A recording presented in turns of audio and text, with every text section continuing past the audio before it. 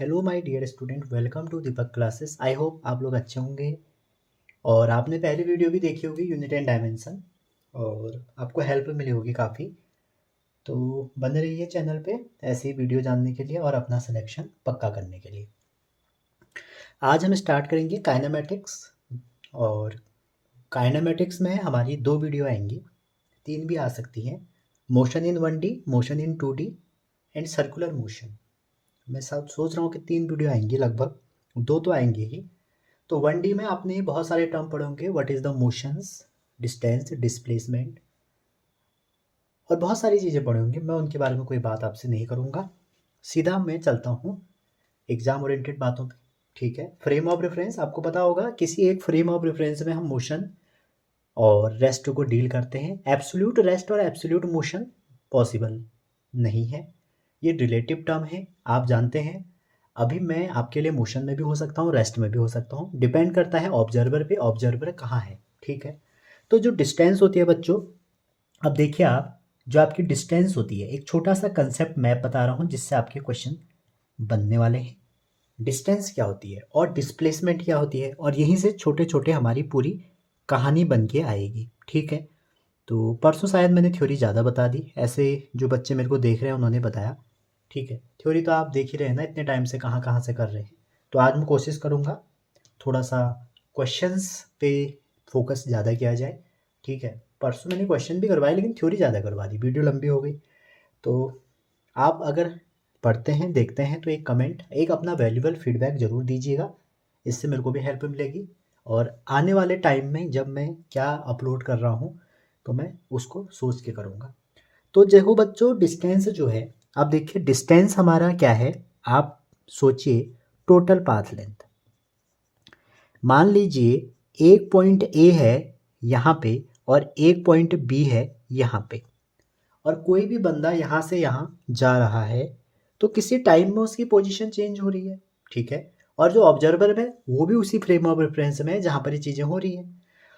तो आप ये सोचिए, अगर ए से बी में जा रहे हैं तो ए से बी में जाने के एक ही तरीके थोड़ी है, बहुत सारे तरीके हो सकते हैं। ठीक है, तो ये क्या है, हमारे पाथ है। तो जो टोटल पाथ है हमारे, वो क्या होंगे, टोटल पाथ होंगे हमारे डिस्टेंस। तो आप कह सकते हैं सर जो टोटल पाथ लेंथ होती है उसको हम बोलते हैं कि ये डिस्टेंस है। ठीक है, अब आप देखिए, मान लो ए है दिल्ली और बी है आप हिमाचल चले गए घूमने। ठीक है, मे बी आप बाइक से जा सकते हैं तो बाइक से ये वाला पाथ पकड़ लिया आपने। आप हवा में चले गए, हवा से आपने ये पकड़ लिया। आप ट्रेन से गए, ट्रेन ने ये वाला पाथ पकड़ा। आप बस से गए, उसने ये पकड़ा। तो जो टोटल पाथ लेंथ है वो अलग अलग हो सकते हैं किसी दो पॉइंट में, सेम ऑब्जर्वर के लिए। तो ये जो डिस्टेंस है मेरा, ये मेरा मैनी वैल्यूड होता है। मैनी वैल्यूड समझ रहे हैं, किसी दो पॉइंट के बीच में एक से ज़्यादा वैल्यू। ठीक है, अच्छा, और डिस्टेंस आपने कभी नेगेटिव नहीं सुनी होगी, तो ये हमेशा पॉजिटिव होती है और स्केलर होती है, कोई ऐसी फिक्स डायरेक्शन है नहीं।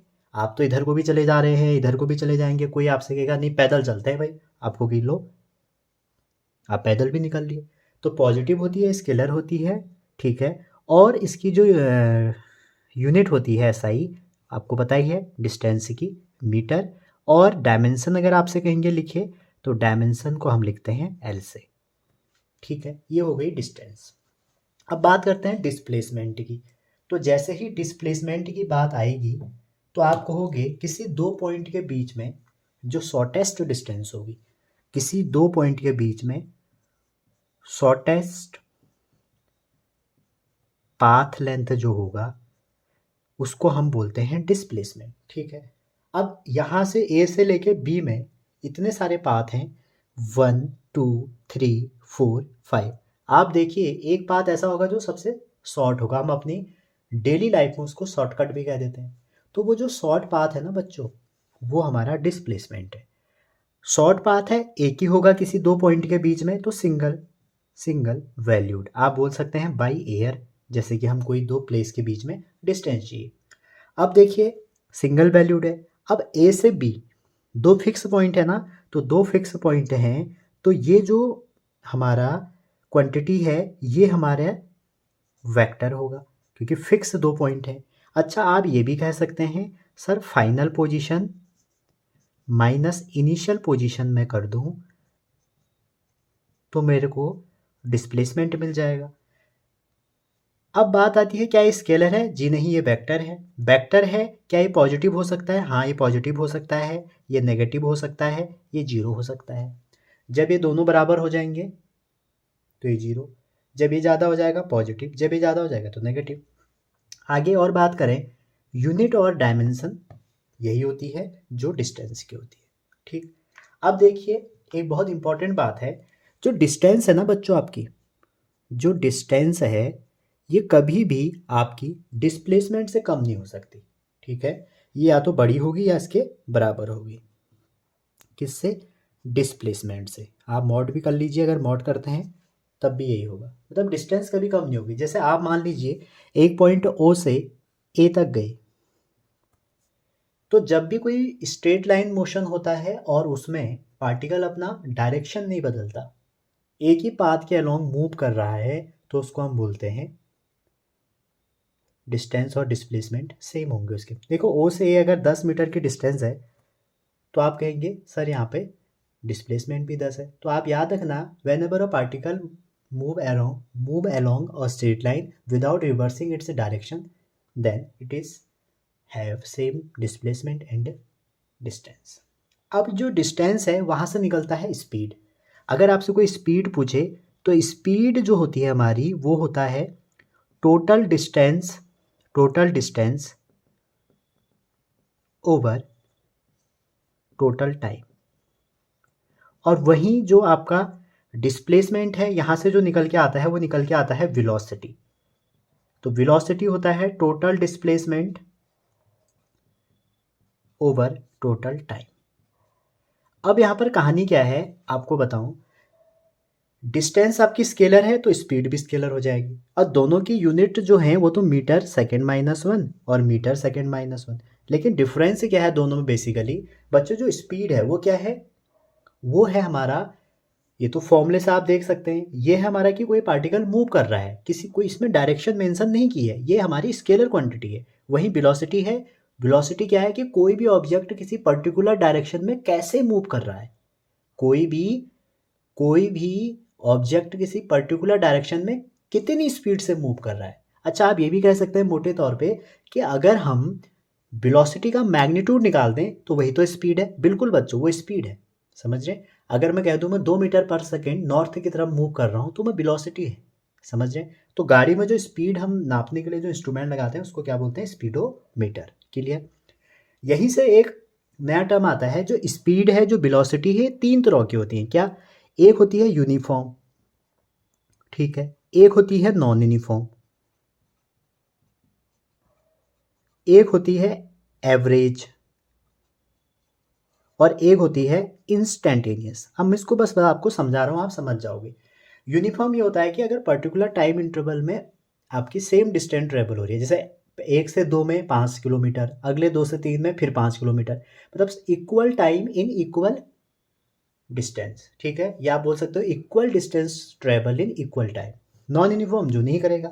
एवरेज हमेशा किसी टाइम इंटरवल के बीच में डिफाइन होगा, जैसे मैं कहूँगा 0 से लेकर 10 सेकेंड में कितना स्पीड है, कितनी वेलोसिटी है, तो वो एवरेज डिफाइन करते हैं। और वहीं इंस्टेंटेनियस जहाँ पर लिखा आएगा, इसका मतलब ये होता है बच्चों, इंस्टेंटेनियस जो स्पीड होती है हमारी वो किसी भी ऑब्जेक्ट की एक पर्टिकुलर मोमेंट में है। ठीक है, इंस्टेंटेनियस कहते हैं, और जनरली यहाँ पर हम कैलकुलस का कंसेप्ट ले आते हैं। क्लियर है? आगे चलते हैं, यहाँ तक आपको समझ में आ गया होगा। अब जो वेलोसिटी है, वेलोसिटी का जो रेट चेंज होता है वो हमारा एक्सेलरेशन होता है। अब देखो, डिस्टेंस हमारी स्केलर है तो स्पीड हमारी स्केलर हो जाएगी, ये हमारी स्केलर है, ये वेक्टर है, तो वेलोसिटी वेक्टर हो जाएगी। अब वेलोसिटी का जो रेट चेंज होगा उसको हम एक्सेलरेशन बोलते हैं। तो वेलोसिटी हमारी वेक्टर है तो एक्सेलरेशन भी हमारा क्या हो जाएगा, वो हमारा वेक्टर क्वांटिटी हो जाएगी। ठीक है, और एक्सेलरेशन की जो डायरेक्शन होती है वो रेट चेंज ऑफ वेलोसिटी होती है, not a same as velocity. अगर आपसे कहेगा कि किस एक्सेलरेशन की डायरेक्शन क्या होती है, वेक्टर क्वांटिटी है, तो आप कहोगे वेलोसिटी की डायरेक्शन में। नहीं बच्चों, चेंज इन वेलोसिटी के डायरेक्शन में, ये बात आप ध्यान रखिएगा। ठीक, अब आगे चलते हैं इसमें। अब जो इसमें अगली बात है वो है कैलकुलस के फॉर्मूले। देखिए, जो हमारी वेलोसिटी होगी, देखो इंस्टेंटेनियस वेलोसिटी और हम जो एक्सेलरेशन करेंगे, तो जो बच्चों वेलोसिटी होती है वो क्या हो जाएगी, वो हो जाएगी total displacement over total time. ठीक है, तो यहाँ से अगर हम देखें तो हमारी जो एक फॉर्मूला बन के आता है वो ये बन के आएगा, velocity equal to D X over D T. ये इंस्टेंटेनियस आएगा क्योंकि चेंज कितना होगा, delta X over delta T. तो जब टाइम बहुत छोटा होगा तो ये कन्वर्ट हो जाएगा इस फॉर्म में। तो यहाँ से दो चीज़ हमें मिलती हैं। पहली क्या मिलती है, अभी हम क्वेश्चन करेंगे तो आप समझेंगे डायरेक्ट। पहले मिलती है कि जो स्लोप होगा अंडर डिस्प्लेसमेंट टाइम ग्राफ, वो होगा वेलोसिटी। ठीक है, अच्छा स्लोप का आप m equal to tan theta भी लिखते हैं, अभी मैं आपको बताता हूँ। ठीक है, जैसे मान लीजिए ये आपका ग्राफ है, ये आपका ग्राफ है और ये डिस्प्लेसमेंट है और ये टाइम है। तो मान लो मैंने ये बना दिया, तो आप देखोगे कि टाइम से कितना एंगल है, किससे देखोगे, टाइम एक्सिस से कितना एंगल है। तो जो भी टाइम एक्सिस से एंगल होगा वही इसकी वेलोसिटी हो जाएगी, v equal to tan theta. ठीक, और दूसरा हम पढ़ते हैं एक्सेलरेशन। और एक्सेलरेशन क्या होता है, change in velocity over change in time, या टोटल टाइम कह सकते हैं। तो यहाँ से भी इंस्टेंटेनियस निकालोगे एक्सेलरेशन, तो D V by D T. तो ये दो फॉर्मूले आपके लिए बहुत इंपॉर्टेंट है। तो जैसे ही आप D V by D T कहेंगे तो आप कहोगे सर यहाँ से भी हम कह सकते हैं कि जो वी टी ग्राफ है इसका जो स्लोप होगा, ठीक है, देखो वी टी ग्राफ का स्लोप क्या होगा, स्लोप हो जाएगा एक्सेलरेशन। तो यहाँ से दो चीज़ें आप दिमाग में रखिए कि जो स्लोप होगा एक्स टी ग्राफ का वो वेलोसिटी होगा, जो स्लोप होगा वी टी ग्राफ का वो एक्सेलरेशन होगा। यहाँ पर एक चीज़ और ध्यान रखनी है, जो एरिया होगा, area under we T graph, ठीक है, वो या तो डिस्टेंस होगा या डिस्प्लेसमेंट होगा। ठीक है, ये बात आप ध्यान रखिए। और यहाँ पर एक बच्चों ये बात रखना, जैसे डिस्टेंस अगर वर्ड आएगा तो डिस्टेंस में आप क्या करोगे कि जो हमारे कोऑर्डिनेट हैं वो सारे पॉजिटिव लोगे, क्योंकि डिस्टेंस पॉजिटिव होती है, सारे कोऑर्डिनेट जितने भी हैं सब पॉजिटिव लोगे, डिस्प्लेसमेंट में जो जैसा है वैसा लोगे। ठीक, तो ये दो बात है। तो आप ये कह सकते हैं कि अगर मेरे को एक्स दिया है, या डिस्प्लेसमेंट दिया है, तो मैं इसको टाइम के रिस्पेक्ट में डिफ्रेंशिएशन करके v बना दूंगा, और जैसे v मिलेगा इसको भी मैं टाइम के रिस्पेक्ट में डिफ्रेंशिएट करके a बना दूंगा। अगर आप कहोगे मुझे a दिया है तो इंटीग्रेशन करके v बना दूंगा, और इंटीग्रेशन करके दोबारा मैं x बना दूंगा। ठीक, एक बात और ध्यान रखिए, जब एक्सेलरेशन आपका ax का फंक्शन है, एक्सेलरेशन आपका डिस्प्लेसमेंट का फंक्शन है, तो वहाँ पर एक्सेलरेशन या आप बोल सकते हो वेलोसिटी आपका वी एक्स का फंक्शन है, डिस्प्लेसमेंट का फंक्शन है। तो वहाँ पर आप D V by D T use ना करके इसको थोड़ा सा रीअरेंज कर लेंगे, D X over D T. अब देखिए मैंने इसमें एक्स एक्स का इंटू कर दिया है, डी एक्स का यहाँ भी, डी एक्स का यहाँ भी, और ये जो पार्ट है ये हमारा क्या है, वी। तो यहाँ से हमारा रिलेशन मिल जाएगा D V by D X. ठीक है, अभी तक हमने क्या सीखा, थोड़ा बेसिक टर्म। दूसरा हमने सीखा कि जो ग्राफ का स्लोप है हम टाइम एक्सिस के साथ देखते हैं, वो ये होगा, एक्सेलरेशन का भी ये होगा। एक्सेलरेशन में दो चीज़ें हमें पढ़नी है, यहाँ पर एरिया का कोई कंसेप्ट नहीं है। ठीक है, तो ये हमारा वी टी ग्राफ हो गया, यहाँ तक कोई दिक्कत नहीं होगी आपको। अब हम उठाते हैं क्वेश्चन। ये रहा आपके स्क्रीन पे क्वेश्चन, ये 2022 में आया है, और इसमें मैंने क्वेश्चन पूरा नहीं लिखा है। इसमें आपको एक मोशन दिया है और एक ग्राफ बना हुआ है, और कहा है कि v1 v2 इनकी वेलोसिटी है।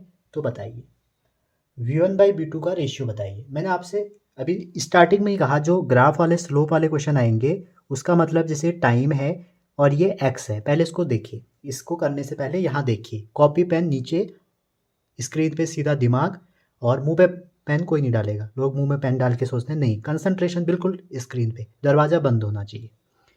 अगर आपका ये है, ठीक है, कुछ लोग हंस रहे हैं, बेटा हंसते रह जाओगे।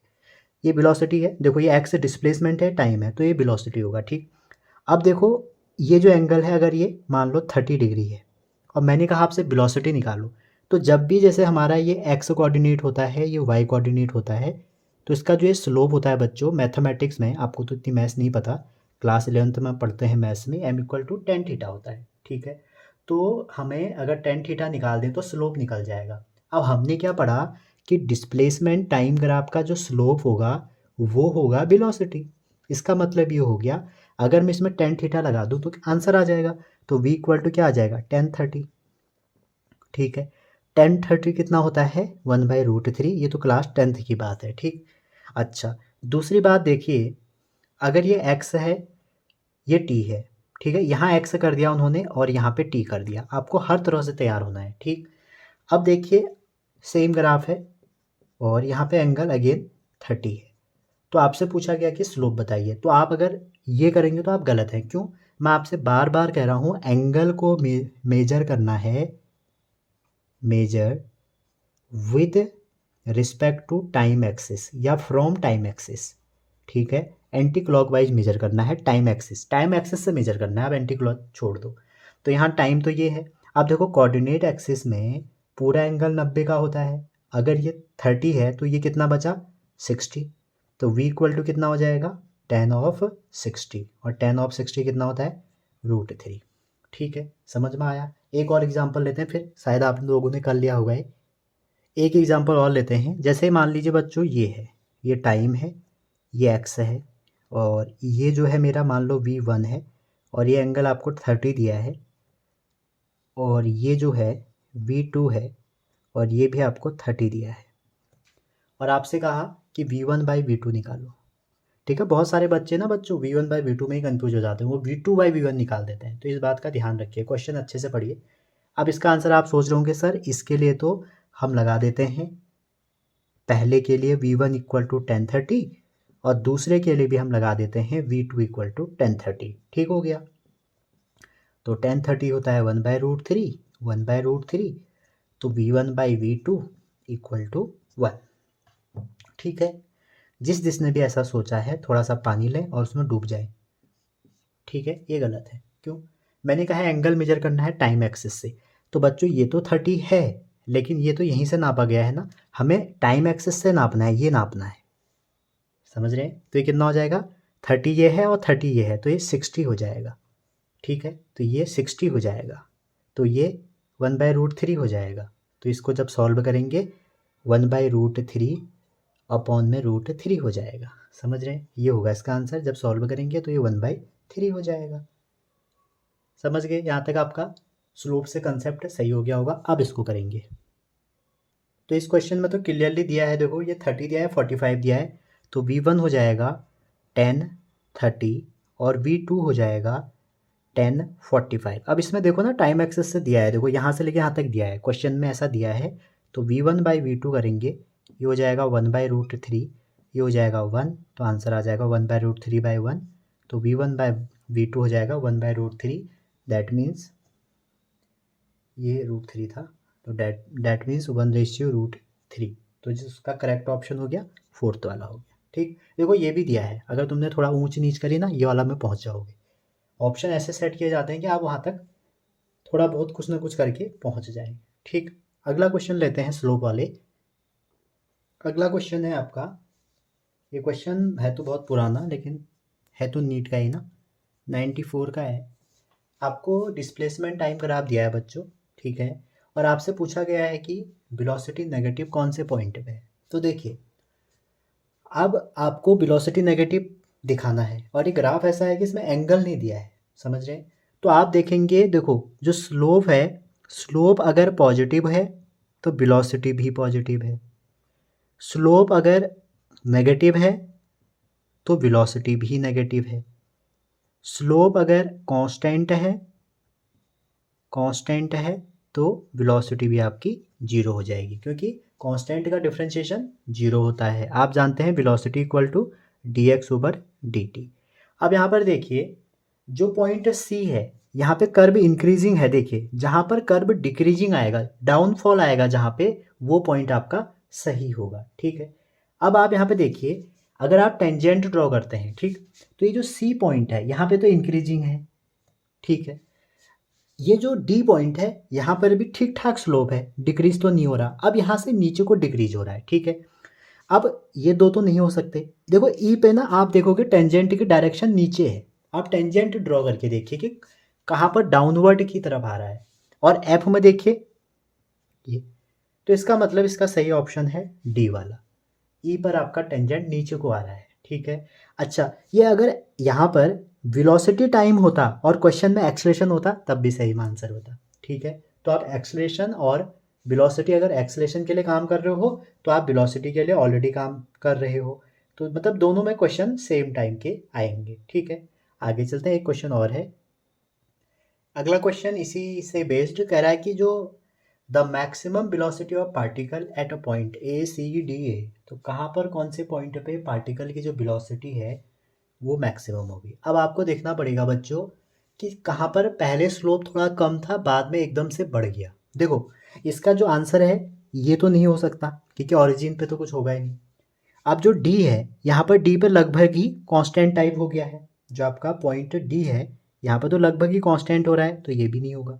अब बात रही बी और सी, आप जब टेंजेंट डालोगे ना तो इसमें देखिए ये बन रहा है, ठीक है। इस कर्व पे अगर आप टेंजेंट डालोगे ऐसे बनेगा, और यहाँ पे देखो ये बन रहा है। तो जो स्लोप है वो ऐसे यहाँ से लेके ऐसे हो गया, तो पहले स्लोप डाउन था। एक्स एक्सिस से अगर आप देखेंगे ये है, फिर ये है, फिर ये है, फिर ये है, तो थीटा बढ़ रहा है ना ऐसे करके, तभी तो एक जो हमारा टेंजेंट है बिल्कुल ऐसे हो जा रहा है, वर्टिकल हो जा रहा है। तो मतलब जहाँ पर स्लोप की जो डंडी है हमारी टेंजेंट है वो हमारा इंक्रीज होगा तो हमारा स्लोप भी बढ़ेगा। तो बी से सी जाने में सबसे ज़्यादा चेंज हुआ, तो मैक्सिमम किस पॉइंट पे होगा, सी पे होगा। तो इसका आंसर कौन सा होगा, सेकंड वाला। समझ रहे हो, ऐसे क्वेश्चन आते हैं, तो आपको प्रिपेयर रहना है हर तरह के क्वेश्चन से, ठीक है। अगला जो क्वेश्चन है आपकी स्क्रीन पे, आप कैलकुलस बेस्ड क्वेश्चन जो कि बहुत ज़्यादा पूछे जा रहे हैं आजकल। तो 2013 में ये पूछा गया था कर्नाटक नीट में, और पूछा था कि displacement of a particle of mass m moving in one dimension is related to time. ये तो आपको जनरली क्या होगा बच्चों कि एक्स टी के फंक्शन में कोई एक्सप्रेशन दिया रहेगा, आपसे वेलोसिटी पूछेगा अगर, तो आपको एक बार इसको डिफरेंशिएट कर देना है। अगेन आपसे एक्सलेशन पूछेगा तो आपको एक बार और डिफरेंशिएट कर देना है। बात है अगर आपको उल्टा आना है तो उल्टे आने में फिर आपको एक्सलेशन करना है, ठीक है। उल्टे आने में क्या करना है, एक्सलेशन करना है।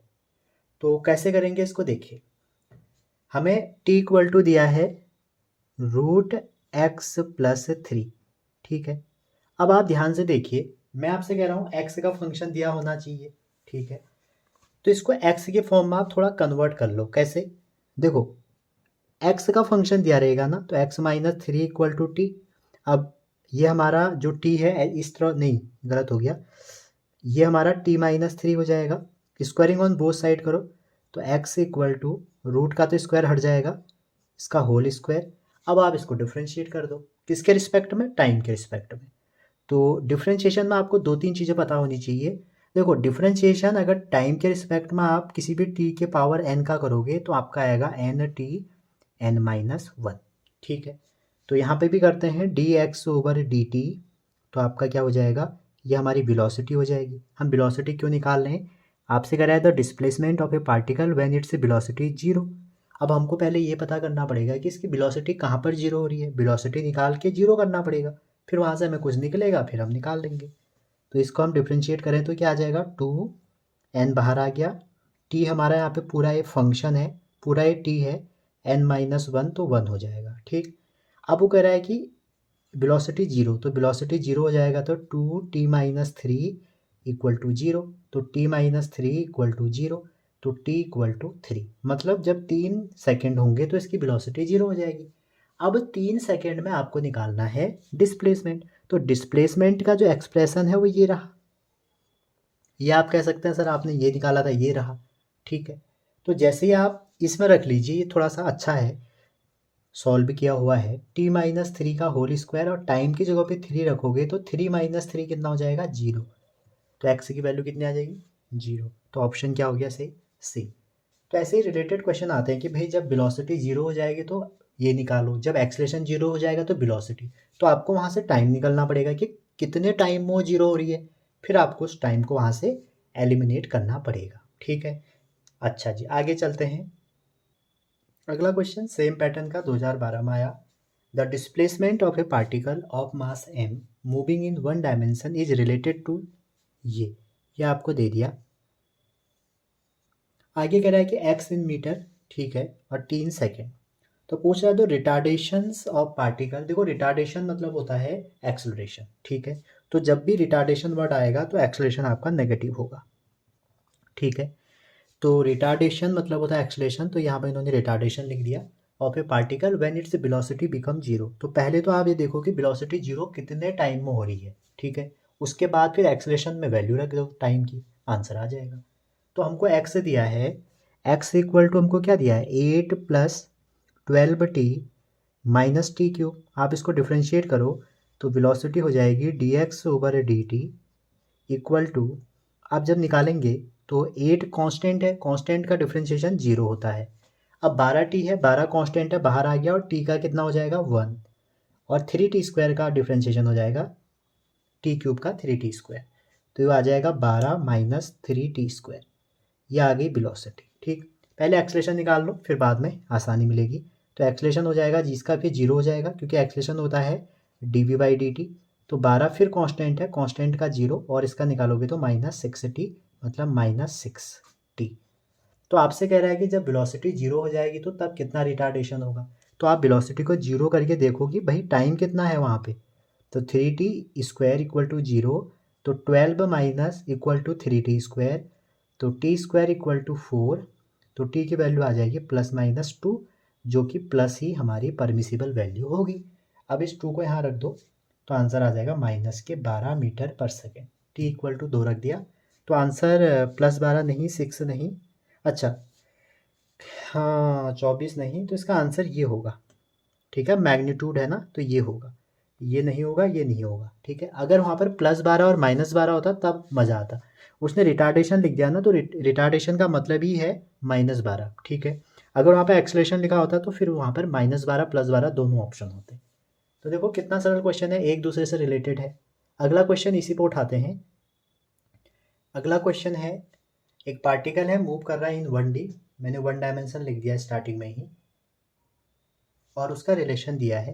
कह रहा है acceleration of a particle is proportional to. तो एक्सेलरेशन इस पार्टिकल का क्या होगा, इसने कह दिया प्रोपोर्शनल टू, ठीक है। और ये इनवर्स है, मतलब एक्स जो है वो आपका t+5 की पावर -1 है, ठीक है। और यहाँ पर आपको निकालना है, तो इसका मतलब क्या हुआ, अगर किसी की भी नेगेटिव पावर होती है तो उसको हम ऐसे लिखते हैं, ठीक है।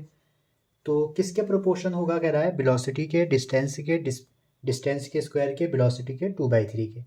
तो चाहो तो आप इसको थोड़ा रीअरेंज कर सकते हो, नहीं तो आप डिफ्रेंशिएट करो। तो dx/dt का जब आप करेंगे तो अपॉन में जब भी है, ठीक है, इसको अगर आप ऐसे ना लिख के ऐसे ही करेंगे ना तो फ़ायदे में रहेंगे। ये -1 था, तो हमने अभी देखा d/dt, t की पावर n का कितना होगा nt n-1। तो ये हो जाएगा -1, यहाँ आ जाएगा t+5 और -1 का 2 हो जाएगा। तो इसको हम कह सकते हैं कि ये हो जाएगा -1/t+5 का स्क्वायर। आपसे पूछा क्या है एक्सेलरेशन, तो वेलोसिटी आ गई, तो इसको भी अगर आप डिफ्रेंशिएट कर देंगे तो आपका क्या निकलेगा एक्सेलरेशन। तो एक्सेलरेशन में देखो माइनस था तो -2 फिर आ गया तो +2 हो गया, और t+5 और इसमें एक और करो -3 हो जाएगा, एक माइनस करेंगे तो -3 आ जाएगा, ठीक। अब यहाँ पर आप देख रहे होंगे dv/dt था हमारा, ये बन गया। तो इसको आप कैसे लिख सकते हैं 2/t+5 का होल क्यूब, ठीक है। अब एक्सप्रेशन तो निकल गया, लेकिन वो कह रहा है proportional to velocity distance velocity. तो पहले देखो क्या इसको हम किसी के टर्म में लिख सकते हैं। देखो माइनस इसमें आ नहीं रहा है तो हम इसको वेलोसिटी के टर्म में तो लिख नहीं सकते। डिस्प्लेसमेंट 1/, इसकी पावर क्या है x, तो a इक्वल टू, देखो 2 बाहर ही रखो, 1/t+5 का होल क्यूब अगर आप कर देंगे तो यही तो मिलेगा आपको। तो a इक्वल टू हो जाएगा 2x³, क्योंकि 1/समथिंग x है, ठीक है। तो आप यहाँ से कह सकते हैं, आप यहाँ से क्या कहेंगे कि जो हमारा a है वो x³ के क्या है प्रोपोर्शन है, लेकिन x³ कहीं दिख ही नहीं रहा। डिस्टेंस x2 है, डिस्टेंस x-2 है, तो ये भी नहीं हो सकता, ये भी नहीं हो सकता, होगा तो वेलोसिटी ही। अब आप सोचिए आप वेलोसिटी कैसे ला सकते हैं यहाँ पे, ठीक है। तो वेलोसिटी लाने के लिए देखिए ये तो हमने ए के फॉर्म में लिखा। अगर आप वेलोसिटी के फॉर्म में इसको लिखते हैं तो क्या होगा, देखिए ये रही मेरी वेलोसिटी, ठीक है। तो वेलोसिटी इक्वल टू हो जाएगा माइनस, और ये 1 अपॉन क्या है, 1/x² है। तो ये x स्क्वायर हो जाएगा, क्योंकि जो 1/t+5 है इसको हम क्या लिख सकते हैं, इसको हम लिख सकते हैं x, ठीक। अब यहाँ से आप ध्यान से देखिए 3/2 लिखा है ना, इज प्रोपोर्शनल टू। आप इसका, ये तो माइनस में आ रहा है, आप इसका क्या करिए, आप इसका क्यूब कर दीजिए, ठीक है। आप इसका जब क्यूब करेंगे, ठीक है, क्यूब करेंगे तो क्या होगा, ये 6 हो जाएगा, और यहाँ पे 3/2 दिया है, 2/3 दिया है। तो पहले हम इस ऑप्शन से देखते हैं, अगर आप वेलोसिटी का 3/2 पावर कर दें तो क्या हो जाएगा, वेलोसिटी की पावर 3/2, ठीक है, और डायरेक्टली प्रोपोर्शनल टू -x² है, और दोनों तरफ कर रहे हैं तो कोई ज़्यादा फर्क नहीं पड़ेगा, इससे कट जाएगा, ठीक है। और जो एक्स क्यूब है, देखो कितना बढ़िया क्वेश्चन है, और जो यहाँ पर एक्स क्यूब है वो क्या है, ए है, ठीक है। तो आप कह सकते हैं सर v का 3/2 इक्वल टू आ जाएगा -x³। तो -x³ का मतलब हो गया a, तो a जो हो जाएगा वो हो जाएगा -v3/2। तो एक्सलेशन किसके प्रोपोर्शनल हो जाएगा, इसके। ये अच्छा क्वेश्चन था, ठीक है। तो पहला ऑप्शन इसका सही हो जाएगा, ठीक है। तो ऐसे इसको आप कर सकते थे, ठीक है। अब यहाँ पर इससे नहीं आया ना आंसर, तो आपने फिर इसमें थोड़ा दिमाग लगाया। अगर मान लो मेरा 3/2 करने से नहीं आता ना, मैं फिर 2/3 करता। तो कई बार आपको ऑप्शन पे भी जाना पड़ेगा कि ऑप्शन में क्या दिया है, क्योंकि एग्जामिनर जो आपसे पूछना चाहता है, जैसा ऑप्शन वो सेट कर रहा है वैसे ही आपसे पूछना चाह रहा है ना। तो आपका आंसर भले ही सही आ रहा है, जब तक ऑप्शन से नहीं मैच हुआ तब तक आप टिक मत करना, नुकसान होता है बहुत, ठीक है। नेक्स्ट क्वेश्चन चलते हैं। अगला क्वेश्चन है 2016 का। देखो लेवल थोड़ा थोड़ा बढ़ रहा है, आप ध्यान दे रख रहे होंगे ना बच्चों, कैलकुलस वाले क्वेश्चन भी बढ़ रहे हैं। कह रहा है कि दो कार है P and Q, and start from A point at the same time in straight line. तो मतलब 1D मोशन है, एंड देयर पोजीशन, ये दोनों की पोजीशन दी है आपको। At what time do the car have same velocity. तो इसका मतलब क्या हो गया, दोनों की मैं वेलोसिटी निकाल के इक्वल कर दूंगा, तभी तो सेम वेलोसिटी। वीडियो पॉज करके फटाफट कर लीजिए, ठीक है। चलिए एक्स पी इक्वल टू है AT+BT²। तो आप कह सकते हैं माँ साहब वेलोसिटी होती है डिफरेंशिएशन, तो जब हम डिफरेंशिएशन करेंगे टी का तो 1 हो जाएगा, ए कांस्टेंट है और बी कांस्टेंट है, और जब 2t का करेंगे, t² का करेंगे 2t आ जाएगा, ठीक। आप कहेंगे सर ये बी, पी की वेलोसिटी हो गई, बी क्योंकि हम डिफरेंशिएशन कर लेंगे dy/dt इस वाले का, एफ t-t²। तो जब इसका करेंगे तो एफ तो ऐसे ही रहेगा, टी का 1 आ जाएगा, -2t। तो वी क्यू आ गया। तो आपसे पूछा गया है एट व्हाट टाइम, कब उन दोनों की वेलोसिटी सेम होगी। तो V P equal to V Q कर सकते हैं। तो A+2BT इक्वल टू F-2T। अब इसमें आप रीअरेंज कर लो, टाइम उधर भेजो। तो A-F इक्वल टू, अब देखो ये नेगेटिव हो जाएगा ना, 2BT उधर जाएगा तो नेगेटिव हो जाएगा, और ऑलरेडी यहाँ पे 2T था, ठीक। तो इसको आप माइनस कॉमन ले लो, टी भी कॉमन ले लो, 2B+2T हो जाएगा।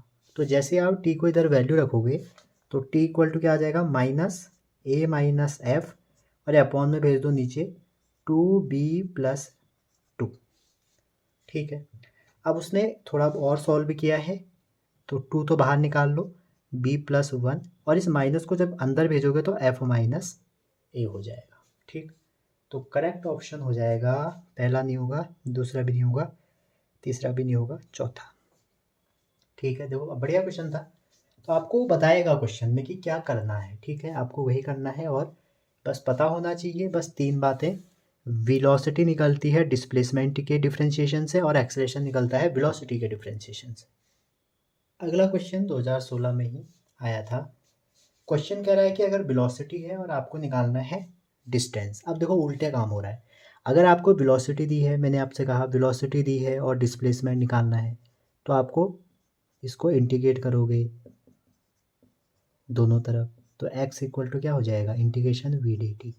सिमिलरली अगर आप एक्सलेशन वाले क्वेश्चन करेंगे तो a इक्वल टू dv/dt होता है। तो अगर आप v निकालेंगे ठीक है। तो v निकालेंगे तो कितना आ जाएगा a dt, उल्टा काम करना है। तो वैसे ही यहाँ भी कह रहा है बिटवीन 1 सेकेंड से 2 सेकेंड आपको निकालना है ये सारी चीज़ें, ठीक है। तो बच्चों होता क्या है, आप जब इसमें निकालेंगे तो आप क्या करिए, x इक्वल टू हो जाएगा 1 से 2 निकालना है, और वेलोसिटी दी है at प्लस BT² dt। तो देखो होता क्या है ना, अगर आपको इंटीग्रेशन निकालना है t की पावर n dt का, तो उसमें ये फॉर्मूला यूज होगा। और दूसरी बात, जब आप किसी भी a से लेके b तक किसी फंक्शन का इंटीग्रेशन कर रहे हैं, मान लो आंसर gx आ गया, तो आपको क्या करना पड़ता है, एक बार अपर लिमिट रखनी पड़ती है और एक बार लोअर रखनी पड़ती है, दोनों को माइनस करना पड़ता है। जो भी आंसर आएगा बाद में हम अपर और लोअर माइनस करेंगे। तो यहाँ पर अगर आप करते हो a t का आ जाएगा, एक पावर है, एक और एक जोड़ दोगे 2/2, और 1 से लेके 2 ऐसे लिखोगे आप, प्लस b आ गया आपका t की पावर 3/3, 1 से लेके 2। अब आप क्या करोगे, जैसे मैंने कहा ना, एक बार अपर रखो एक बार लोअर, तो टाइम की जगह एक बार 2 रखो, तो एक बार 2 रखोगे तो 4 आ जाएगा अपॉन 2, माइनस अब एक बार लोअर रखो a/2, क्योंकि 1 का स्क्वायर तो 1 ही होता है, प्लस यहाँ पे रखो, तो एक बार आप 2 रखो, 2 4 8, 8b/3, माइनस एक बार 1 रखो तो b/3। बस सॉल्व भी तो करना है। तो 4a में से अगर a घटाओगे तो 3a/2, और 8b में से अगर b घटाओगे तो 7b/3। तो आंसर कौन सा है, 3/2a 7/b, पहला ऑप्शन ही सही है, ठीक है। तो जनरली हम लोग क्या करते हैं, हम सारे लोग बच्चों क्वेश्चन करते हैं डिफ्रेंशिएशन वाले, और वहाँ आ जाते हैं इंटीग्रेशन वाले, वो भी ऐसे, और हम बायो वाले हैं, हमारी वहाँ पर कोई इज्जत नहीं है, समझ रहे हैं। तो आपको तैयार रखने हैं ऐसे क्वेश्चन भी, ठीक है। एक और करा देता हूँ इसी टाइप का, फिर आप समझेंगे कि हाँ ऐसे क्वेश्चन भी पूछे जाते हैं। अगला क्वेश्चन है, मैंने पूरा तो नहीं लिखा लेकिन ये है क्वेश्चन, एक्स दिया है आपको इन 1D, और how long would the particle travel before coming to rest. तो कह रहा है कि ये ट्रेवल कर रहा है कोई पार्टिकल, तो रेस्ट में आने से पहले ये कितनी डिस्टेंस कवर कर लेगा, ठीक है। तो आप देखिए, हमें निकालना डिस्टेंस है, तो आप यहाँ से आप ये समझ गए होंगे, velocity equal to displacement over time, तो x equal to integration v dt। लेकिन आप मुझे बताइए, स्टार्ट तो इसने मोशन कहाँ से किया होगा, 0 से, 1D में स्टार्ट 0 से क्या होगा, तो कितनी डिस्टेंस तक आया, टाइम हमको नहीं पता, मैंने t ले लिया। तो बच्चों पहले आपको ये पता करना पड़ेगा कि रेस्ट कितने टाइम में आया, ठीक है। तो x equal to 40 plus 12t minus t³। तो रेस्ट का हमने कई क्वेश्चन कर दिए, तो रेस्ट निकालने के लिए पहले हम ये निकाल के 0 कर देंगे। तो इसका डिफ्रेंशिएशन करेंगे तो 40 का तो 0 हो गया, प्लस 12t का करेंगे तो 12, और इसका करेंगे तो 3t² इक्वल टू 0। तो आ जाएगा 4 इक्वल टू t², तो t इक्वल टू 2, मतलब 2 सेकेंड बाद ये रेस्ट में आ जाएगा, ठीक है। अब आप क्या करेंगे, टाइम की जगह पे क्या रख दें, 2, ठीक। तो बस सॉल्व कर दीजिए, वेलोसिटी दी है आपको, वेलोसिटी जो आपने निकाली उसको भी बाहर निकाल के रख लीजिए। तो वेलोसिटी आई है आपकी 12 माइनस 3t², तो 12 माइनस 3t², ठीक है। वेलोसिटी निकालनी पड़ेगी dt, 0 से 2। तो इंटीग्रेशन में याद रखना, अगर dt का इंटीग्रेशन कभी भी करना है तो t हो जाएगा, जैसे dx का करना है तो x हो जाता है। तो ये हो जाएगा 12t, 0 से 2, 3, t की पावर 3/3, 0 से 2।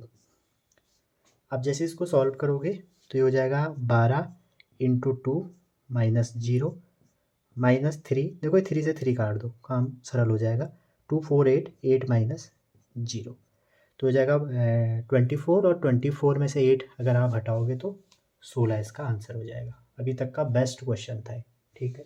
तो ऐसे आपको कैलकुलस वाले क्वेश्चन पूछे जाएंगे, ठीक। अब चलते हैं थोड़े बेसिक क्वेश्चन में जो हर बार पूछे जाते हैं। अब बेसिक क्वेश्चन कैसे हैं बच्चों, हमारा थर्ड टाइप चल रहा है। बेसिक क्वेश्चन ऐसे पूछे जाते हैं कि बहुत बार ऐसे क्वेश्चन पूछे गए हैं, आपका एक यहाँ से लेके यहाँ तक कुछ डिस्टेंस है, मान लीजिए डिस्टेंस है x, ठीक है। और आपसे क्वेश्चन ये पूछा गया है कि इसमें पहली S1 डिस्टेंस को ट्रेवल करने में टाइम T1 लगा है, ठीक है, और दूसरी डिस्टेंस, इसको x1 कर लो, चलो x1 को T1 लगा है, x2 को T2 लगा है, ठीक है, और ऐसे एक और बना लो, चलो x3 को टाइम T3 लगा है, ठीक है, इसको हटा दो। तो पहले x1 को ट्रैवल करने में टाइम T1 लगा है, दूसरे को T2 लगा है, और तीसरे x3 को ट्रैवल करने में T3 लगा है। तो आपसे पूछेगा कि बताइए एवरेज वेलोसिटी कितनी होगी, एवरेज वेलोसिटी कितनी होगी। क्लियर है यहाँ तक? तो आपको बच्चों ये पता होगा एवरेज वेलोसिटी, एवरेज स्पीड भी पूछ सकता है, मैग्नीट्यूड तो एक ही होता है उनका, टोटल वही डिस्टेंस या डिस्प्लेसमेंट, यहाँ पे तो टोटल वही हो जाएगा, ठीक है, तो ओवर टोटल टाइम, ठीक है। अगर आप कंफ्यूज कर रहे हैं तो इसको स्पीड कर लो, एवरेज स्पीड कह लो, ठीक है। एवरेज वेलोसिटी भी हो सकता है, तो total distance over total time. तो डिस्टेंस कितना है, S1 प्लस S1 क्यों लिख रहा हूँ मैं, x1 plus x2 plus x3, ये टोटल डिस्टेंस हो गया। अब बात आई टाइम की, तो टाइम कितना हो जाएगा, T1 plus T2 plus T3। अगर आपको ये दिया है x1 T1 तब तो ये लगाओगे, लेकिन हो सकता है आपको टाइम नहीं दिया है, उसने ये कह दिया कि पहले x1 को ट्रैवल करने में वेलोसिटी v1 लगी, दूसरे x2 को v2 लगी, तीसरे x3 को v3 लगी, ऐसा दे दिया उसने, ठीक है। तो आपको यहाँ पर एक फॉर्मूला यूज़ करना पड़ेगा 9th क्लास का, speed equal to distance over time. तो इसी तरह आप देखेंगे तो v1 equal to x1 over T1, तो T1 की वैल्यू क्या हो जाएगी, x1 ओवर v1, T2 की क्या हो जाएगी, x2 ओवर v2, T3 की क्या हो जाएगी, x3 ओवर v3। तो इसमें आप ये वैल्यू रख देंगे अगर इस फॉर्मूले में, तो आपका क्या बनेगा, x1 plus x2 plus x3 over, इसको रखिए आप x1 over v1, x2 over v2, easily आप वहाँ पर निकाल सकते हैं, ठीक है। यहाँ तक आपको कोई दिक्कत नहीं आई होगी, ठीक। चलिए अब देखो क्वेश्चन क्या सेट आता है। अब वो आपसे कहेगा पहली हाफ डिस्टेंस को ट्रेवल करने में, मान लो केस 1 आपको ये कहा कि पहली हाफ डिस्टेंस अगली हाफ डिस्टेंस के बराबर है, पहली हाफ डिस्टेंस अगली हाफ डिस्टेंस के बराबर है, तब वेलोसिटी बताओ। तो दो के केस में फॉर्मूला क्या हो जाएगा, दो के केस में जो v का फॉर्मूला हो जाएगा वो हो जाएगा x1 plus x2 over x1 plus v1 plus x2 over v2। तो अगर वो कहता है x1 x2 है, तो पहले दो के केस में v की वैल्यू क्या हो जाएगी, आप इसको कोई एक x मान लो, तो x और x 2x हो जाएगा, x over v1 plus x over v2। आपसे कहेगा कि पहली हाफ वेलोसिटी ना, पहले हाफ डिस्टेंस को v1 से ट्रेवल किया, अगली हाफ डिस्टेंस को v2 से किया, तो ये हो गया। तो यहाँ पर आप क्या कर सकते हैं, x कॉमन निकालो, कैंसिल हो जाएगा, तो आपका आंसर क्या आ जाएगा, 2 ओवर 1/v1 प्लस 1/v2। इसको जैसे ही आप सॉल्व करेंगे तो आपका आंसर आ जाएगा 2v1v2 over v1 plus v2।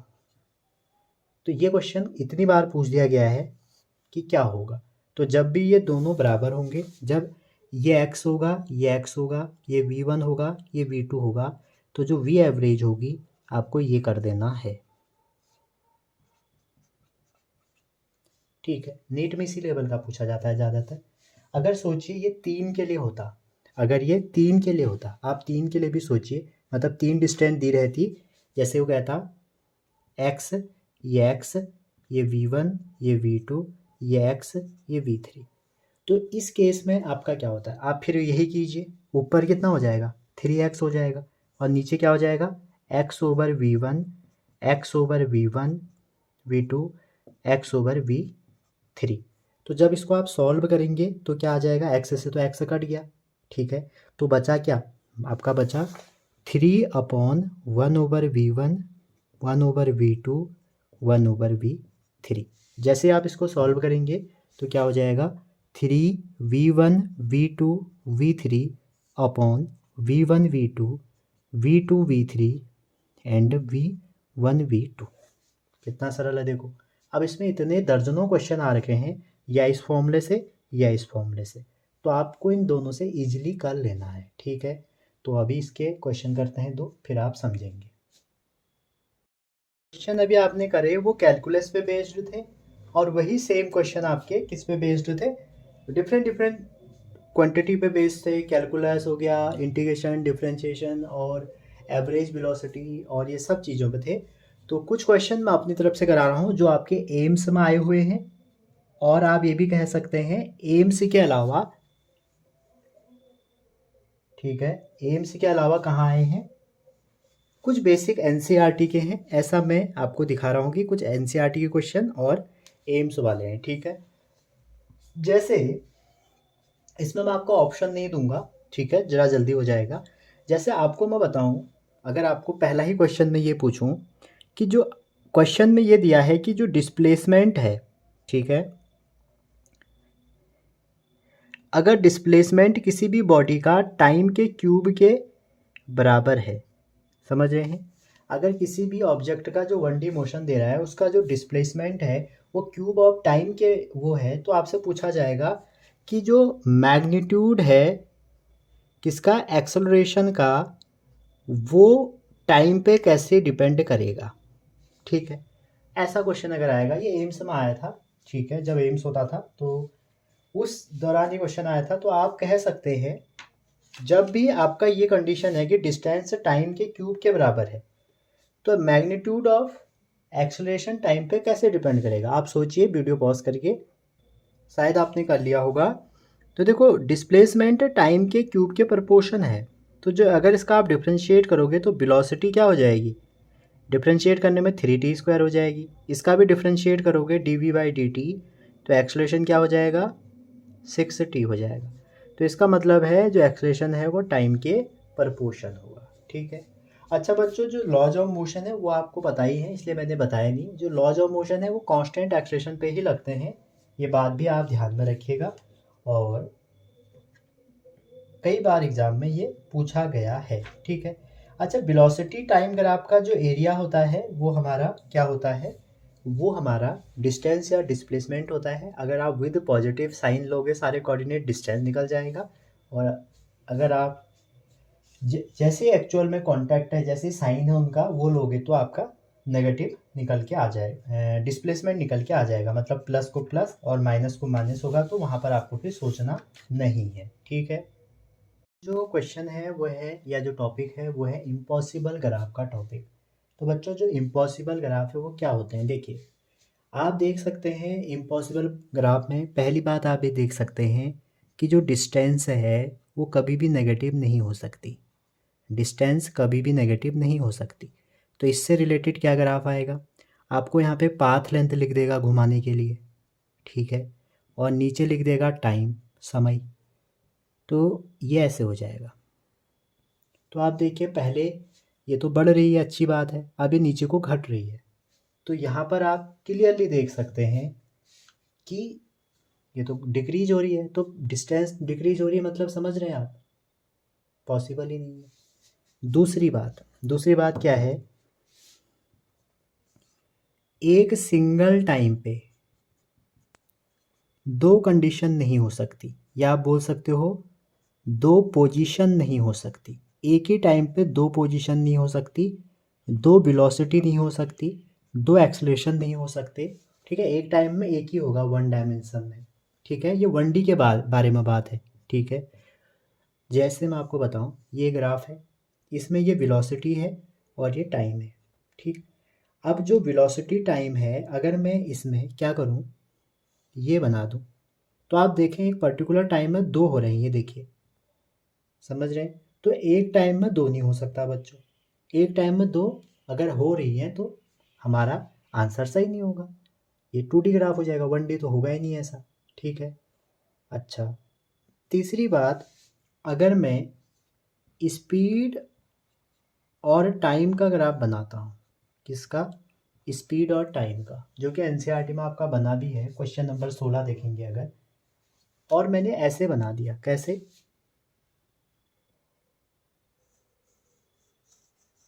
ऐसे बना दिया, तो यहाँ पर आप देखिए ये वाला ग्राफ भी पॉसिबल नहीं है। क्यों, इसमें लिखा है स्पीड नेगेटिव, कुछ इंटरवल में स्पीड नेगेटिव दिख रही है, देखो ये नीचे पहुँच गया।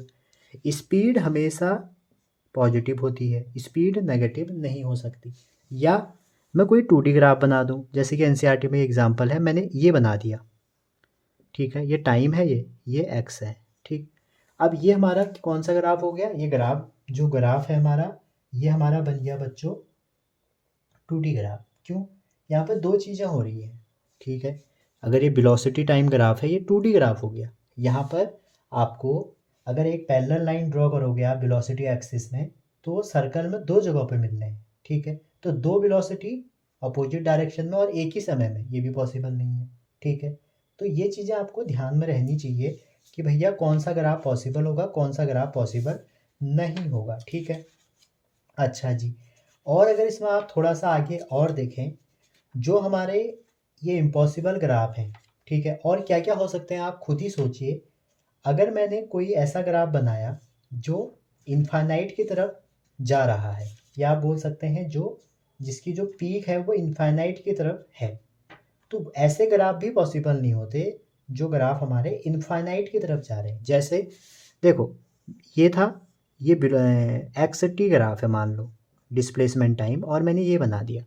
तो यहाँ पर आप देख रहे हैं टाइम एक्सिस से जो एंगल है 90 है, तो स्लोप कितना हो जाएगा 1090, और स्लोप ही इसका क्या होता है वेलोसिटी, तो 1090 होता है इनफाइनाइट। तो आप बताओ क्या किसी पार्टिकल की वेलोसिटी इन्फिनिटी हो सकती है? ठीक है। अच्छा, अगर कभी आपको ऐसे ग्राफ मिले, आप देखेंगे कि आपको ये मिले, ठीक है, या इसी में मैं बना दे रहा हूँ ऐसे मिल जाए, तो जब ये ऐसे नोक मिले ना, ख़त्म नहीं हो रहे हैं जो नोक, ठीक है, तो और ये ग्राफ कौन सा है, वेलोसिटी टाइम, ठीक। तो इस केस में आप कह सकते हैं कि रियलिस्टिक नहीं है। क्यों? क्योंकि यहाँ पर हमारा जो ये मुंह है इनका, ये एक टाइम पे एक से ज़्यादा चीज़ दिखा रही है, ठीक है।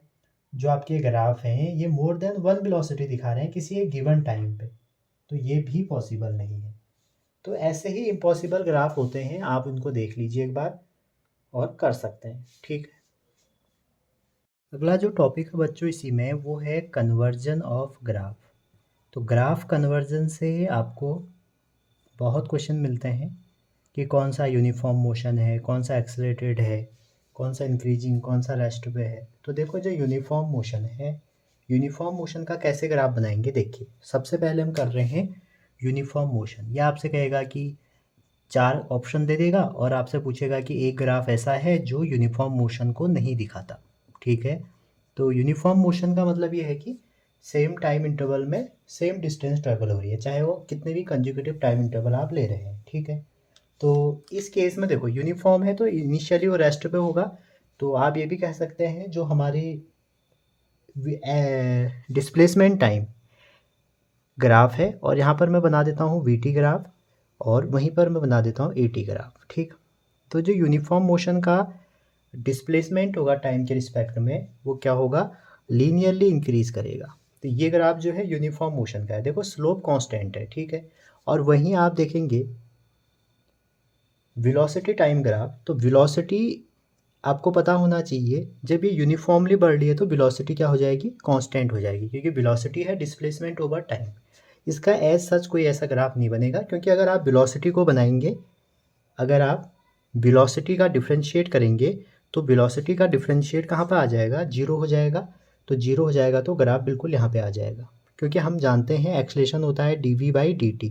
तो अगर वेलोसिटी ही कांस्टेंट हो जाएगी तो आप कह सकते हैं कि सर एक्सलेशन तो जीरो हो जाएगा। तो ये भी यूनिफॉर्म मोशन है। तो ये तीनों ग्राफ जो है यूनिफॉर्म मोशन के लिए हम बनाते हैं। अब अगला जो है, अगला ये तो यूनिफॉर्म मोशन का था। दूसरा जो ग्राफ है वो भी यूनिफॉर्म मोशन है बच्चों, यूनिफॉर्म मोशन।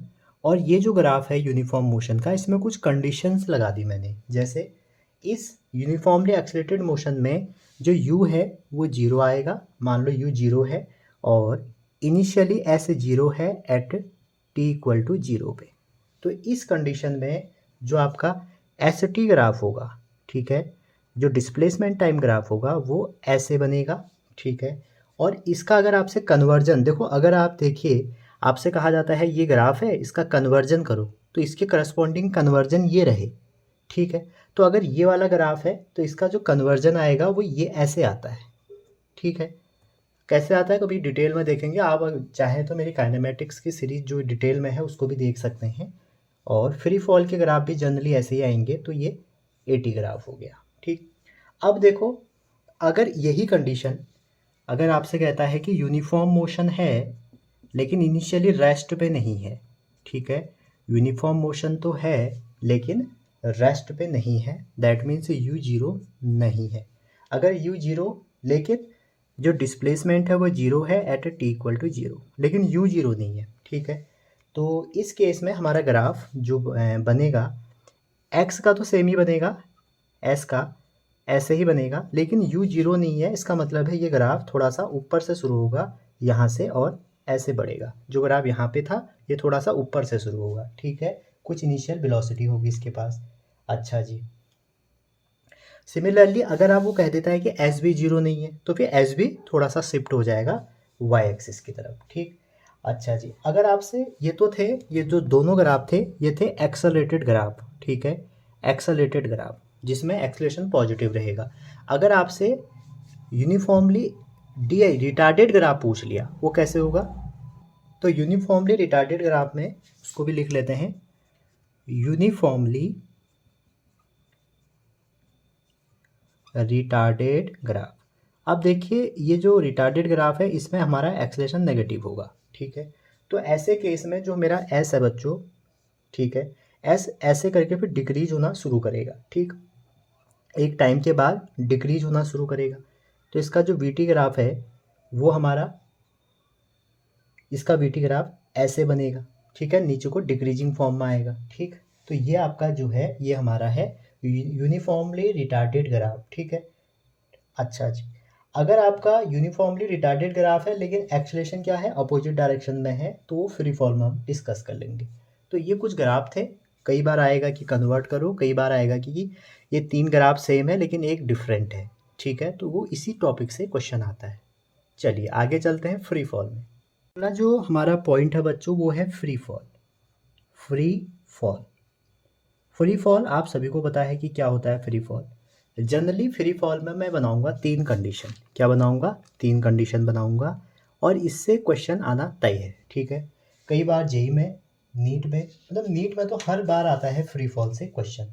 अगर आप पीवाईक्यू देखेंगे तो आपके हर बार फ्री फॉल के क्वेश्चन है। तो जनरली क्या है बच्चों, अगर आप इसको एक लाइन में समझें, जो फोर्स ऑफ अट्रैक्शन है अर्थ का किसी भी बॉडी में उसको बोलते हैं फोर्स ऑफ ग्रेविटी। समझ रहे हैं, जो अर्थ किसी भी बॉडी पे लगा रहा है उसको हम बोलते हैं फोर्स ऑफ ग्रेविटी। तो इस कंडीशन में जो एक्सेलरेशन प्रोड्यूस हो रहा है, ठीक है, बाय फोर्स ऑफ ग्रेविटी, उसको बोलते हैं एक्सेलरेशन ड्यू टू ग्रेविटी। तो अगर हम एयर रेजिस्टेंस को अवॉइड कर दें तो हम ये देखते हैं कि सारे बॉडी, चाहे उसका साइज क्या है, वेट क्या है, कंपोजिशन क्या है, वो फॉल होते हैं with the same acceleration near surface of earth, ठीक है। और इस टाइप के जो मोशन है, जो अर्थ की तरफ किसी ऑब्जेक्ट का गिरना है, उसको हम बोलते हैं फ्री फॉल। ध्यान रखना, जो फ्री फॉल होता है वो जो हाइट होगी वो अर्थ के रेडियस से बहुत कम होगी, ठीक है, अदरवाइज ये नहीं होगा। अब इसमें दो कंडीशन है हमारी, जो फ्री फॉल कंडीशन है उसमें एक तो है अपवर्ड कंडीशंस और एक है डाउनवर्ड कंडीशन और तीसरी जो कंडीशन है वो है कुछ पॉइंट, जो स्पेशल पॉइंट है जिसको आप ध्यान में रखोगे, ठीक है। तो अपवर्ड कंडीशन में अगर आपको बताऊं उसमें क्या होगा, डाउनवर्ड कंडीशन में क्या होगा, और कुछ स्पेशल जो पॉइंट है जो आपको एग्जाम में डायरेक्ट पूछे जाएंगे। मान लीजिए ये आप हो एक ग्राउंड पे, ठीक है, ये ग्राउंड है हमारा, और आपने अपवर्ड के केस में क्या करा, बॉल को फेंका, ठीक है, या आप पहले ये एज्यूम कर लो, चलो अपवर्ड लिखा है ना, हाँ, तो यहाँ से आपने एक बॉल को ऐसे फेंका, तो क्या होता है बच्चों, कुछ टाइम बाद बॉल कोई हाइट अटेंड करेगी, मान लीजिए एच है, और यहाँ पर थोड़ा देर रेस्ट में रहेगी, फिर नीचे को गिरना शुरू कर देगी, ठीक है। तो आपको यहाँ से कुछ यू देना पड़ेगा, क्लियर है यहाँ तक, आपको इसको यू देना पड़ेगा। अच्छा जी, तो इस केस में क्या होगा, इसमें एक एक्सेलरेशन लगेगा जो अर्थ अपनी तरफ खींचेगा, आपका मोशन ऊपर को, अर्थ नीचे को खींच रही, तो अगर आप एक्स और वाई कोऑर्डिनेट ऐसे लेते हो तो ए आ जाएगा -g, यहाँ तक ठीक है। अब देखो जो आपने v दिया, ठीक है, फाइनल वेलोसिटी आप v रहने दीजिए जो हाइट पे गई, और ये हाइट h है। तो जो इक्वेशन ऑफ मोशन है आपके वो कैसे बदलेंगे देखिए। पहली इक्वेशन है v equal to U plus A T, तो ये बन जाएगा v equal to U minus G T. दूसरी इक्वेशन है s इक्वल टू, ये अगर total distance s equal to क्या होता है U T plus half A T square. तो दूसरा जो हमारा लॉज ऑफ मोशन है वो बन जाएगा h equal to u t minus half a की जगह माइनस जी, तो जी टी स्क्वायर। और तीसरी जो इक्वेशन है वो थी हमारी V square equal to U square, ये हो जाएगा माइनस टू जी एच। ये कब है जब आप ऊपर को फेंकेंगे, ठीक है।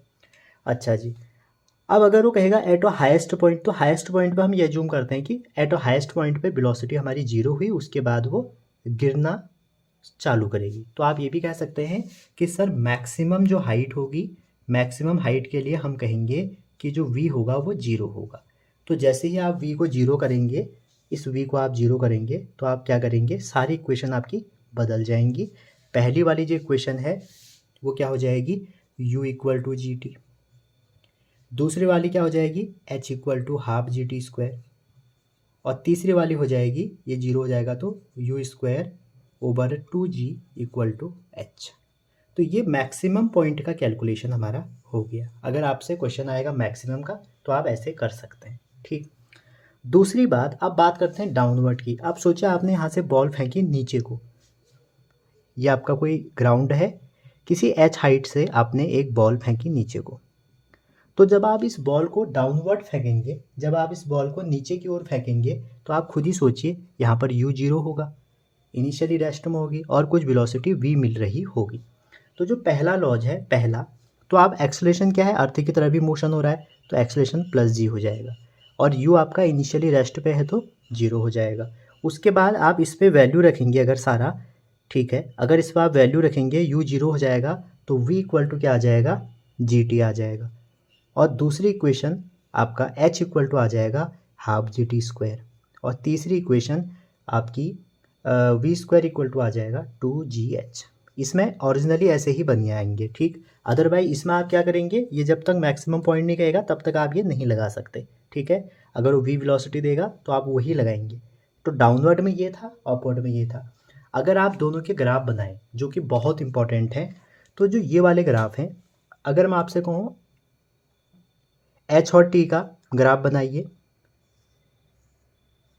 वी और टी का ग्राफ बनाइए, ए और टी का ग्राफ बनाइए।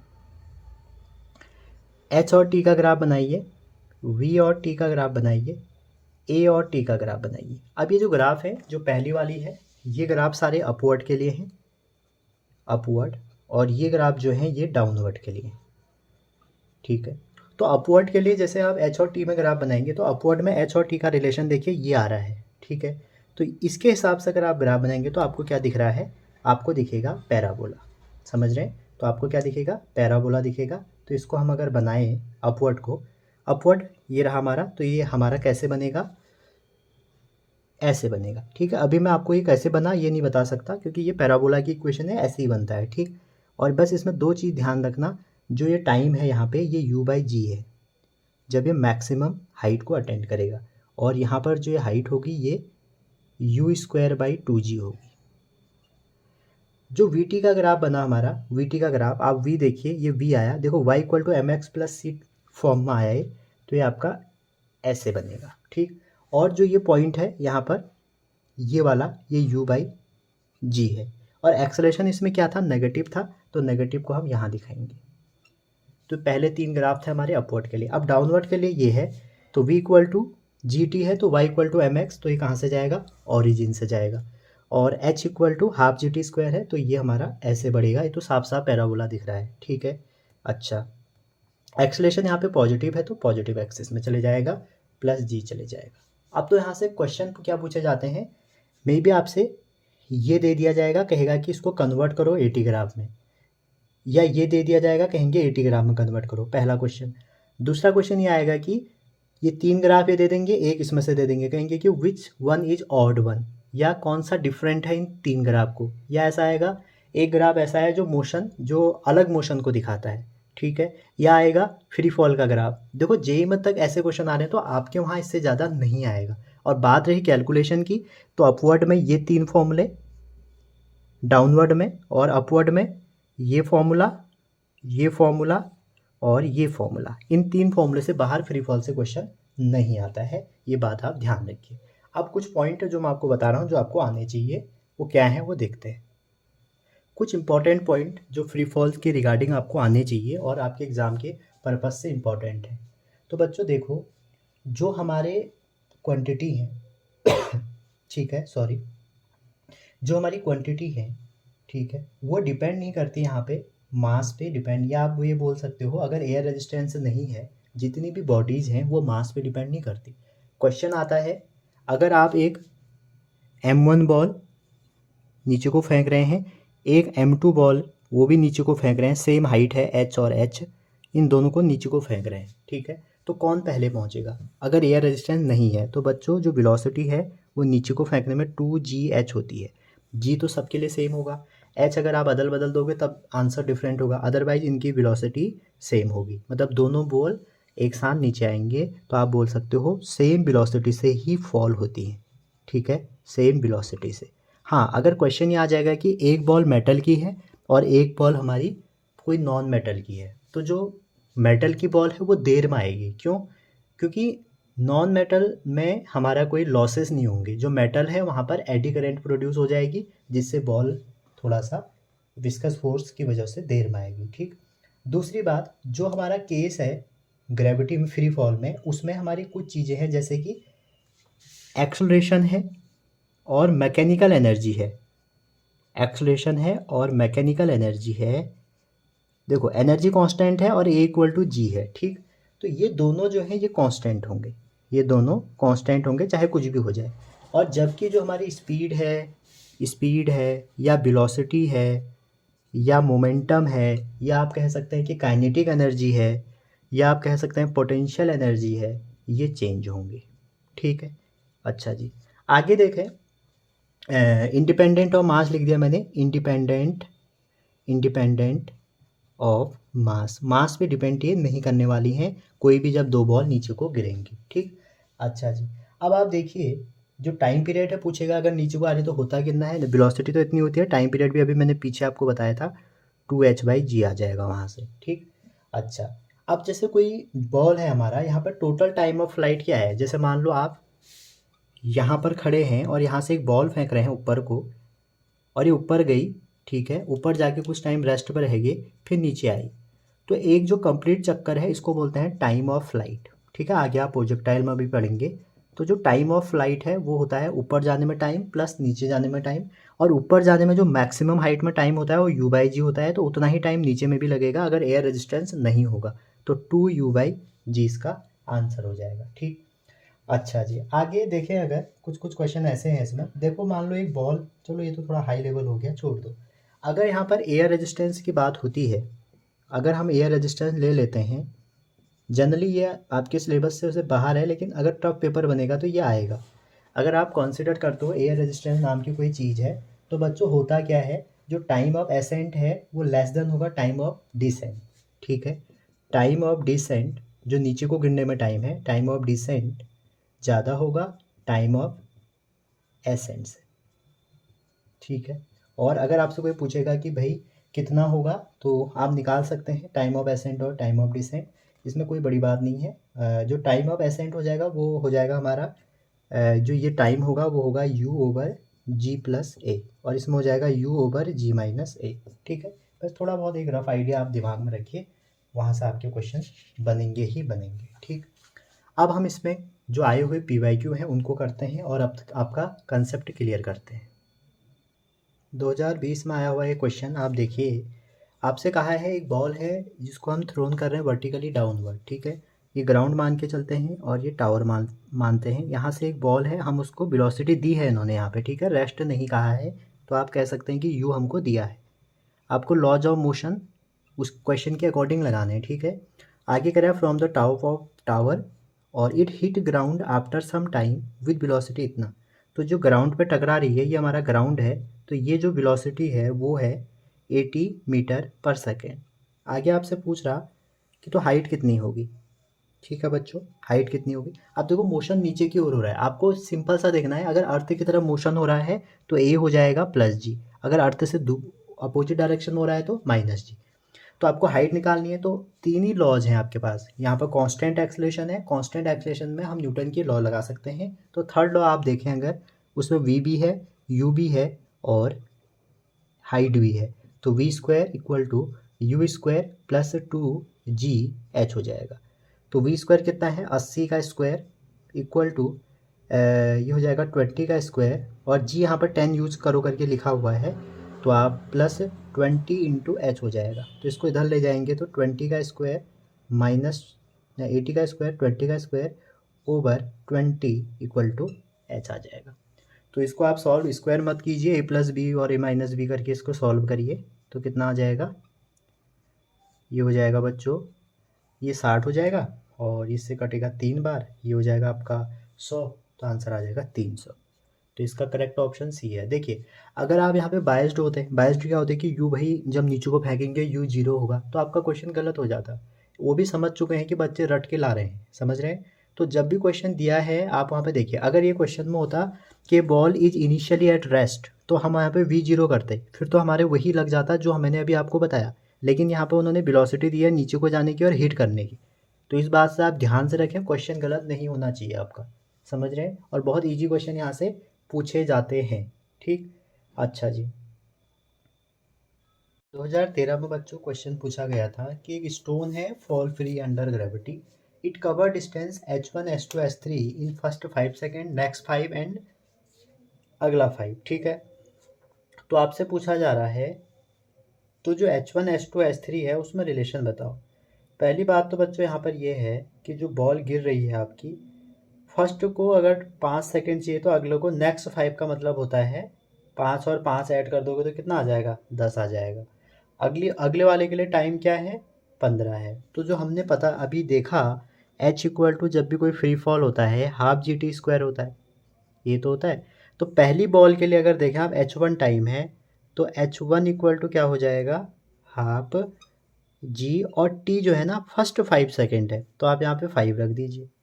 ठीक है, अगले के लिए देखिए, अब वो कह रहा है कि द नेक्स्ट 5 सेकेंड, मतलब पहले 5 तो ये हो गए और अगले 5, तो मान लीजिए कोई ये एक बॉल है, यहाँ पर टाइम 0 है। ठीक है, तो 5 सेकेंड में ये बॉल ने h1 डिस्टेंस ट्रेवल कर ली। अगले जो 5 हैं, अगले 5 सेकेंड में उसने डिस्टेंस h2 ट्रेवल कर ली। ठीक है, यहाँ पर अगले 5 सेकेंड में h2 कर ली, तो टोटल डिस्टेंस कितनी हो गई, h1 प्लस h2 और इक्वल टू क्या आ जाएगा, हाफ जी, और टी की जगह पे क्या आ जाएगा, देखो यहाँ से लेके यहाँ तक टोटल टाइम कितना हो जाएगा, 10 का स्क्वायर। अच्छा, फिर नेक्स्ट 5 कह रहा है, तो नेक्स्ट 5 में देखें यहाँ पर पहुँच जाएगा। मान लो डिस्टेंस h3 होगी यहाँ से लेके यहाँ तक, तो h3 h2 और h1, टोटल डिस्टेंस कितनी हो जाएगी, h1 plus h2 plus h3 equal to half g, और 10 5 15 का स्क्वायर।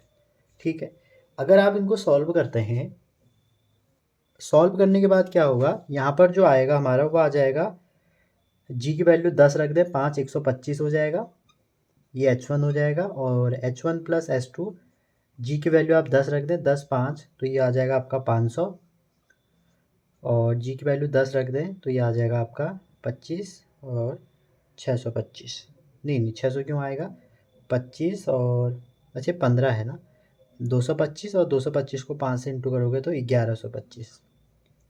तो ये h1 plus h2 plus h3, ये 3 आ गई। अब आप देखिए आपको h1 h2 के बारे में निकालना है, तो आप क्या करिए, यहाँ पर h1 की वैल्यू रख दिए, जहाँ पर h1 रखेंगे तो h2 कितना आ जाएगा, 500 माइनस 125, तो 500 में से अगर आप 125 घटाएंगे तो आ जाएगा 375। अब h1 भी आपके पास h2 भी है, दोनों का सम कितना आता है, अगर आप 375 में 125 जोड़ देंगे तो 10, 7 दूनी 10, 3 1 4 500 हो गया, और इसमें से 500 माइनस करेंगे तो h3 आ जाएगा आपका 625। अब h3 भी है, h2 भी है, h1 भी है, और रिलेशन देख लीजिए। ठीक है, आप अगर ध्यान से देखें जो h2 है, h2 वो 3 टाइम h1 है, और जो h3 है वो 5 टाइम h1 है। तो बस अब यहाँ से आप तीनों से h1 की वैल्यू निकालिए, तो ये आंसर क्या आ जाएगा H1, ठीक है। और ये हो जाएगा H2/3 और हो जाएगा H3/5। तो तीनों आ गए हमारे। तो ये क्वेश्चन अच्छा था, बस इसमें टाइम का सोचना था। तो करेक्ट ऑप्शन आपका पहला वाला हो गया, ठीक है। अगला क्वेश्चन है, एक कोई लड़का है standing on top of a tower of 20 metre height, drop a stone, find velocity with which it hit ground. तो आपसे पूछा जा रहा है कि कितनी वेलोसिटी की हिट करेगा ग्राउंड। तो आप, अगर आपको याद है तो आप v=√2g लगा दीजिए, अदरवाइज आप लॉज ऑफ मोशन लगाइए। यहाँ पर खड़ा है तो u=0 हो जाएगा, तो v² + 2gh, और u जैसे ही 0 आएगा तो ये यही बन के आएगा। तो याद नहीं है तो आपको अप्रोच पता होनी चाहिए। और g को 10 लीजिए, ऐसा लिखा है, तो v क्या हो जाएगा 2 × 10, और टावर की हाइट है आपकी 20, तो ये 400 हो जाएगा। 400 मतलब 20 मीटर पर सेकेंड। तो इतना आसान क्वेश्चन आते हैं इस टॉपिक से, आप तैयार करिए इसको। अगला क्वेश्चन लेते हैं। अगला क्वेश्चन जो आया है बच्चों, वो आया है 2006 में। तो बहुत आसान क्वेश्चन पूछे जा रहे हैं। तो आपसे पूछा जा रहा है कि दो बॉडी हैं जिनका मास 1 किलो 2 किलो है, इनको ड्रॉप किया from a height 16 metre and 25 metre respectively, the ratio of time taken by them to reach ground. तो मैंने आपको कई बार बता दिया कि जो हाइट है, जो टाइम पीरियड है, वो √2h/g है, ठीक है। ये कहाँ से आया, h=12 gt² से, नीचे को फेंक रहे हैं, मैंने ऑलरेडी आपको कई बार ये बता दिया।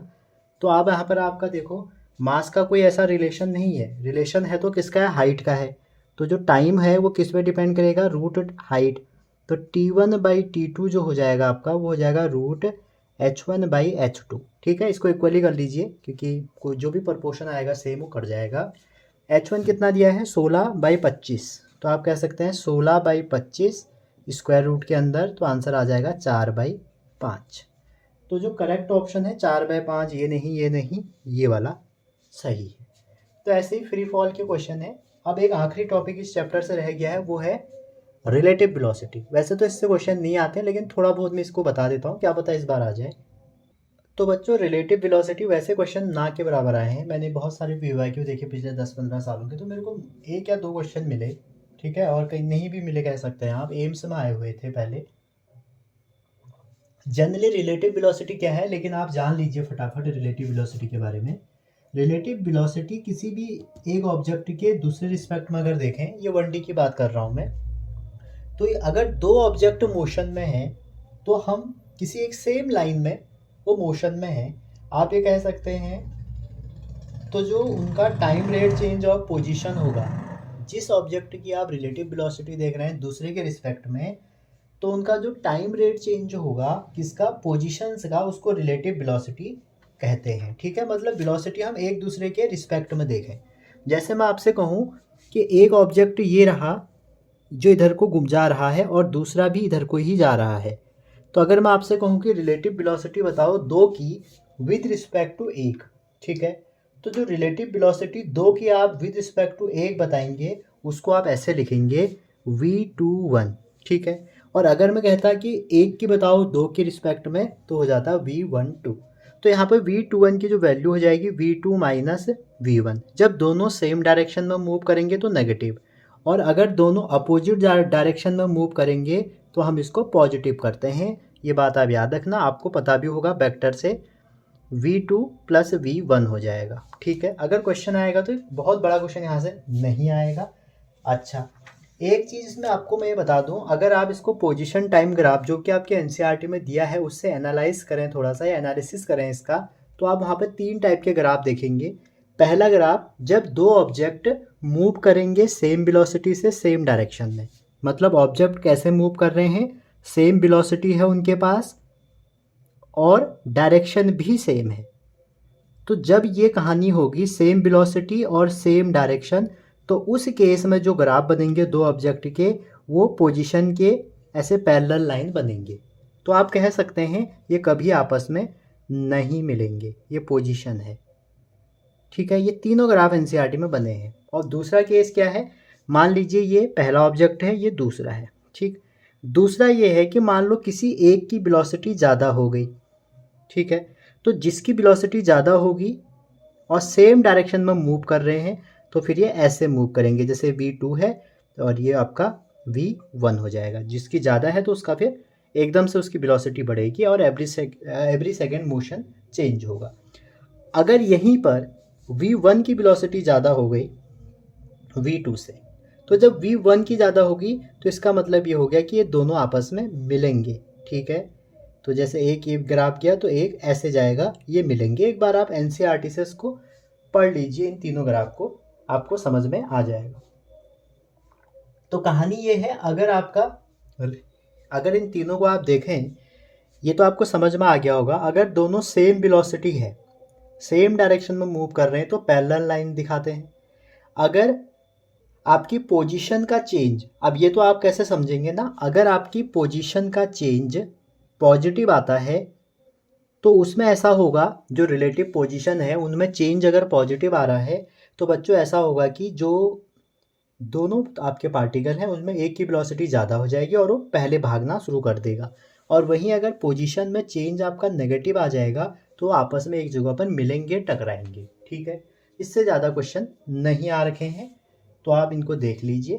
तो जनरली से जो इम्पोर्टेंट हो यही है कि अगर सेम डायरेक्शन में होंगे तो नहीं, सेम डायरेक्शन में यहाँ नेगेटिव और अपोजिट में पॉजिटिव, तो जिसके भी रिस्पेक्ट में निकालना है वो हम माइनस करते हैं, ठीक है। तो ये हमारा काइनेमेटिक्स चैप्टर था। आई होप आपको पसंद आया हो, और चैनल पर नए हैं तो लाइक शेयर सब्सक्राइब जरूर करें। कल हम करेंगे काइनेमेटिक्स 2D।